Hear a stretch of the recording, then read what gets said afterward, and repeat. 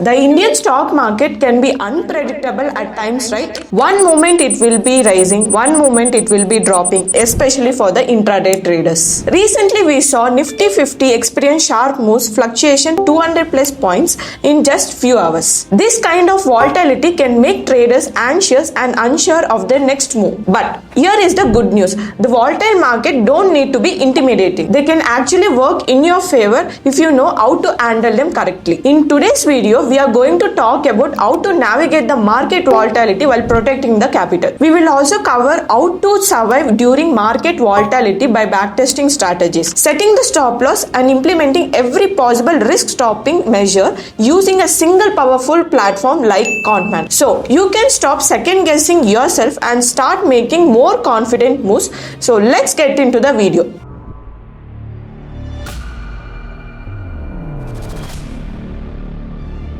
So let's see why volatility is important for intraday traders. Volatility shows us how the price changes and it will help us to make a decision, but it also increases the risk. If you're not careful, fast price changes can erase your gains. That's why managing risk in the volatile market is very crucial to staying in the game. Let's start with the backtesting. Without backtesting, you are essentially trading without a data. Backtesting allows you to test your trades against a real market data to see how they have performed in the past. This helps us to analyze how well your approach hold up during different market conditions like volatility. Imagine trading a breakout strategy on Nifty without backtesting it. You could be caught during volatile period, but backtesting lets you see how well your approach is working in this scenario. Without it, you are just guessing. That's where the mistakes will happen. Next, we'll see about stop losses. When the market is volatile, your risk of getting stopped out early increases. A close of stop loss can help you to avoid a small price changes, but it might get activated too soon if the market is fluctuating. That's why it's very important to change the stop loss according to the market condition. On days with more price movement, you can fix your stop loss a bit wider to avoid a quick exits. On normal days, you can fix the stop loss nearby so you can secure the profits. All about adjusting to the current market situations. Now, let's discuss trailing stop loss. In a volatile market, the price moves up and down very quickly.